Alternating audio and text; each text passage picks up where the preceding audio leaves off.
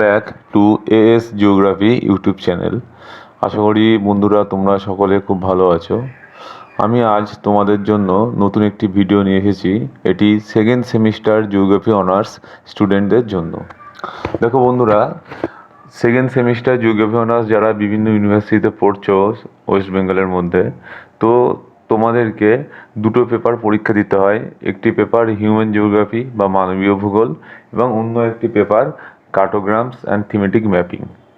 তো এই যে হিউম্যান জিওগ্রাফি পেপারটি আছে, এই পেপারটি কিন্তু 50 মার্কসের এক্সটার্নাল পরীক্ষা হবে, এবং যেটি কার্টোগ্রামস এবং থিমেটিক ম্যাপিং আছে পেপারটি, অর্থাৎ 40 পেপার, সেই পেপারটি কিন্তু 40 মার্কসের পরীক্ষা হবে। তো বন্ধুরা, তোমরা কোশ্চেন প্যাটার্ন ফার্স্ট সেমিস্টারে পরীক্ষা দিয়েছো, জানো কি প্যাটার্নে কোশ্চেন হয়। 50 মার্কসের হলে 10 মার্কসের দুটো লিখতে হয়, 5 মার্কসের 4টে, আর 2 মার্কসের 5টা। ঠিক তেমনিভাবে 40 মার্কসের হলে 10 মার্কসের একটি কম প্রশ্ন লিখতে হয়। তো আমি সরাসরি সাজেশান ভিডিওতে চলে যাই, বা সাজেশান কী কী হতে পারে, পসিবল সাজেশান তোমাদের এই সেমিস্টারের জন্য, সেটা নিয়ে আমরা আলোচনা করব। দেখো বন্ধুরা, প্রথমেই দেখো হিউম্যান জিওগ্রাফি আমরা, অর্থাৎ 3টি পেপার, সেই পেপারটি নিয়ে আলোচনা করব। তো কোশ্চেন নম্বর 1 তোমরা দেখতে পাচ্ছ, discuss the different approach to human geography, অর্থাৎ মানবীয় ভূগোলের বিভিন্ন দৃষ্টিভঙ্গিগুলি, সেগুলি নিয়ে আলোচনা করতে হবে। Question number 2, elaborate the nature, scope, recent Trends and element of human geography, অর্থাৎ মানবীয় ভূগোলের ধরন বা প্রকৃতি, স্কোপ, কী কী সুযোগ আছে মানবীয় ভূগোল পড়ার, রিসেন্ট ট্রেন্ড, বর্তমান কী কী নিয়ে আলোচনা করা হয় মানবীয় ভূগোলে, এবং এলিমেন্ট অর্থাৎ উপাদান, এগুলি নিয়ে কিন্তু আলোচনা করতে হবে। Question number 3, classify all major race, অর্থাৎ পৃথিবীর প্রধান প্রধান জাতি কী কী আছে সেটা নিয়ে আলোচনা করতে হবে। Question number 4, what is cultural region, এটাও ইম্পর্টেন্ট কোশ্চেন 5 মার্কসের জন্য। Question number 5, what is relative and absolute space, অর্থাৎ আপেক্ষিক এবং চরম স্পেস বা স্থান বলতে কী বুঝি। Question number 6, what is society, অর্থাৎ সমাজ বলতে কী বোঝো।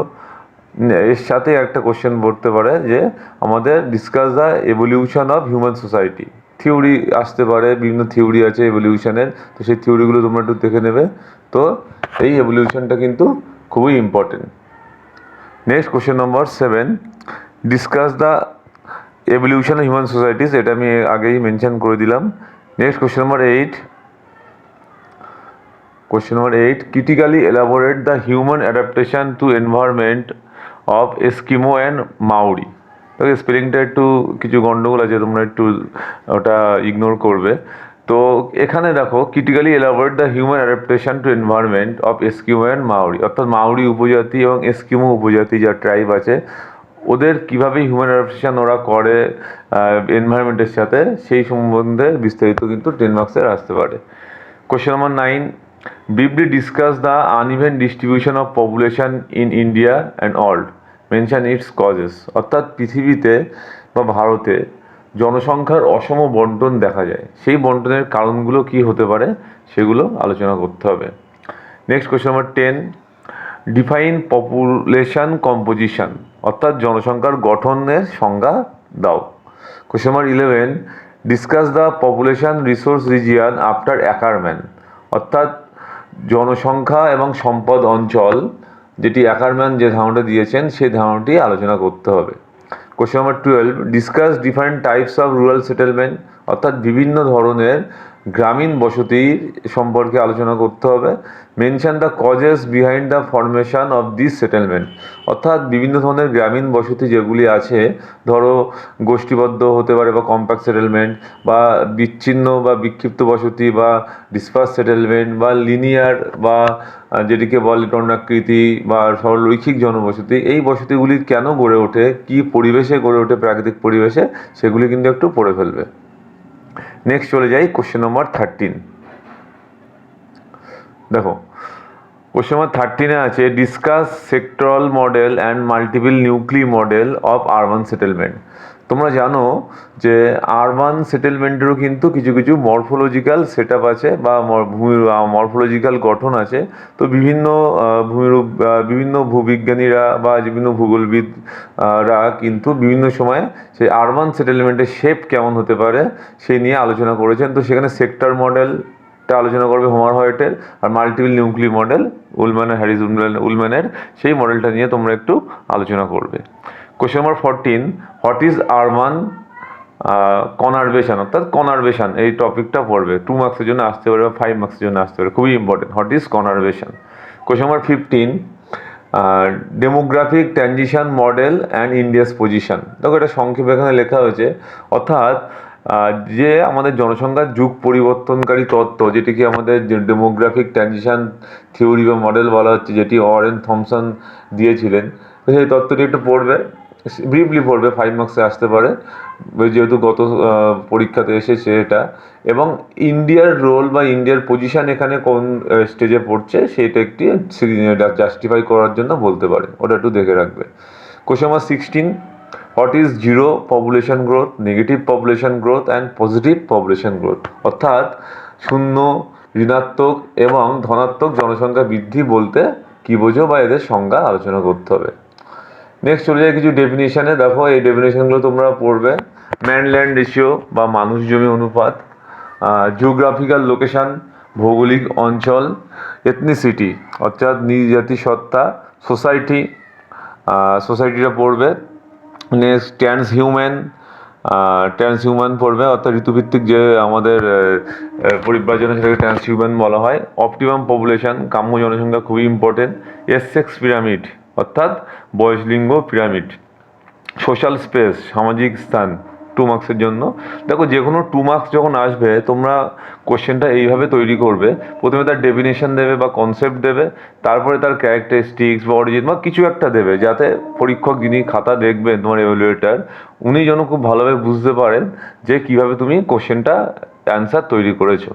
নেক্সট চলে যাই question number 18, world major language region, অর্থাৎ পৃথিবীর প্রধান ভাষা অঞ্চল কী কী আছে বা প্রধান ভাষাগুলি কী আছে সেগুলি আলোচনা করতে হবে, এবং ইন্ডিয়ার রেসপেক্টে একটু পড়ে দেখে রাখবে এটি। Next question number 19, element of ethnicity, অর্থাৎ নৃজাতি সত্তার কী কী উপাদান আছে। দেখো ভাষা কিন্তু অন্যতম একটি উপাদান, সেটি এই ধরনের আরও অনেক ধরনের উপাদান আছে, সেগুলি কিন্তু তোমরা পড়বে এটা। Question number 20, characteristics of modern society, অর্থাৎ আধুনিক সমাজ, সেই আধুনিক সমাজের কী কী বৈশিষ্ট্য আছে সেটি পড়তে হবে। Question number 21, causes of disperse settlement, এটা আমি আগে আলোচনা করে দিয়েছি, অর্থাৎ বিক্ষিপ্ত বসতি গড়ে ওঠার কারণ আলোচনা করতে হবে।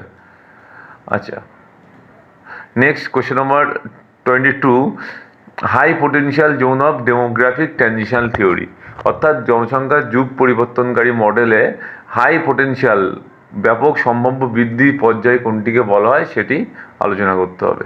Question number 23, discuss the trend of population growth of all India, অর্থাৎ পৃথিবী এবং ভারতের পপুলেশন গ্রোথ বা জনসংখ্যার বৃদ্ধির ট্রেন্ডটা বিগত বছরগুলিতে কেমন ছিল বা বিগত 100 বছর কেমন ছিল সেটি নিয়ে একটু আলোচনা করতে হবে। এটা বিভিন্ন স্টেজে তোমরা লিখতে পারো, যেমন ইন্ডিয়ার ক্ষেত্রে ধরো স্বাধীনতার পরবর্তীকালে বা 1900 সাল থেকে বিভিন্ন স্টেজ আছে, সেই স্টেজগুলো তোমরা আলোচনা করতে পারো। নেক্সট যাই question number 24, causes of rapid population growth in India বা সাউথ ইস্ট এশিয়া, অর্থাৎ দক্ষিণ পূর্ব এশিয়া বা ভারতে দ্রুত জনসংখ্যা বৃদ্ধির কী কী কারণ দেখা যায় সেটি নিয়ে আলোচনা করতে হবে। Question number 25, discuss the major religion of world, অর্থাৎ পৃথিবীতে প্রধান প্রধান জাতি, প্রধান প্রধান ধর্ম কী কী আছে সেটি নিয়ে আলোচনা করতে হবে। Next question number 26, distinguish between regressive and progressive population growth, অর্থাৎ সম্মুখবর্তী এবং পশ্চাৎবর্তী জনসংখ্যা বৃদ্ধি বলতে কী বোঝো তার পার্থক্য একটু লিখতে হবে। Next, negative stage of demographic transition, অর্থাৎ ডেমোগ্রাফিক ট্রানজিশনের নেগেটিভ স্টেজ কোনটি সেটি আলোচনা করা, অর্থাৎ তোমরা জানো শেষের যে স্টেজটি স্টেজ 5 সেটি হচ্ছে নেগেটিভ গ্রোথ, সেটি নিয়ে বলতে হবে। কোশ্চেন নম্বর 28, সিবিডি অর্থাৎ সেন্ট্রাল বিজনেস ডিস্ট্রিক্ট, কেন্দ্রীয় বাণিজ্যিক এলাকা। কোশ্চেন নম্বর 29, পপুলেশন প্রজেকশন জনসংখ্যার অভিক্ষেপ কাকে বলে সেটি আলোচনা করতে হবে। কোশ্চেন নম্বর 30, খ্যাপালিক ইন্ডেক্স অর্থাৎ কপলাঙ্ক সূচক এবং ডায়ালেক্ট অর্থাৎ উপভাষা কাকে বলে এটা পড়ে ফেলবে। এগুলি ছিল 3টি অর্থাৎ হিউম্যান জিওগ্রাফির কোশ্চেন। এবার আমরা সংক্ষেপে 4টি বা থিমেটিক ম্যাপিং এবং কার্টোগ্রামস এই যে পেপারটা ছিল সেই পেপারটাতে আমরা চলে যাই। দেখো এখানে তোমাদের কিছু কিছু জিনিস আমি বলেছি এবং এখানে কিন্তু কিছু অঙ্ক বা ম্যাথামেটিক্সের কিছু পার্ট থাকবে বা কিছু অঙ্ক থাকবে, সেগুলিও কিন্তু তোমরা করবে। যেমন তোমরা অনেক ধরনের যে অঙ্ক তোমরা প্র্যাকটিস করেছো অলরেডি আমার মনে হয়, তো সেগুলোই কিন্তু থাকবে, খুব ঘাবড়ানোর কোনো দরকার নেই। তো সেইগুলো একটু আলোচনা করলে হয়ে যাবে। তো আমি কোন ধরনের অঙ্ক আসতে পারে সেটিও কিন্তু আমি বলে দেবো। দেখো শুরু করি 4টি অর্থাৎ কার্টোগ্রামস অ্যান্ড থিমেটিক ম্যাপিংয়ের পেপারটা, 40 মার্কসের পেপার এটি। দেখো question number 1, explain the construction principle, method, types, importance of proportional circle, line, bar, isopleth, choropleth, dot, sphere. অর্থাৎ এই সমস্ত যে আমাদের বিভিন্ন কার্টোগ্রামস বা কার্টোগ্রাফিক টেকনিক্স আছে, তো এই সমস্ত টেকনিকগুলোর কনস্ট্রাকশন প্রিন্সিপাল কীভাবে তৈরি করা হয়, মেথড পদ্ধতি কোন পদ্ধতিতে তৈরি করা হয়, টাইপস তার বিভিন্ন ধরন কত ধরনের হতে পারে, ইম্পর্টেন্স তার গুরুত্ব বা প্রয়োজনীয়তা আলোচনা করতে হবে। ধরো proportional circle diagram, line graph, bar graph, isopleth, choropleth, dot এবং স্পিয়ার। এটি কিন্তু 5 বা 10 বা 2ও কিন্তু আসতে পারে। এর থেকে তুমি 2 থেকে 3টে কিন্তু তোমরা অবশ্যই কিন্তু পাবে। এটা খুব ভালো করে এটা পড়ে রাখবে। Question number 2, what is log scale, normal scale, rounding, scientific notation, log and anti log. অর্থাৎ এখানে লগ স্কেল এবং নর্মাল স্কেল কাকে বলে, এর পার্থক্য আসতে পারে, এটা পড়বে। রাউন্ডিং কাকে বলতে কি বুঝি, সায়েন্টিফিক নোটেশন কাকে বলে, লগ এবং অ্যান্টি লগের ধারণা বা সংজ্ঞাটা একটু পড়ে রাখবে, কনসেপ্টটা। Question number 3, elaborate preparedness, method, characteristics and importance of land use, land cover map and socio economic map.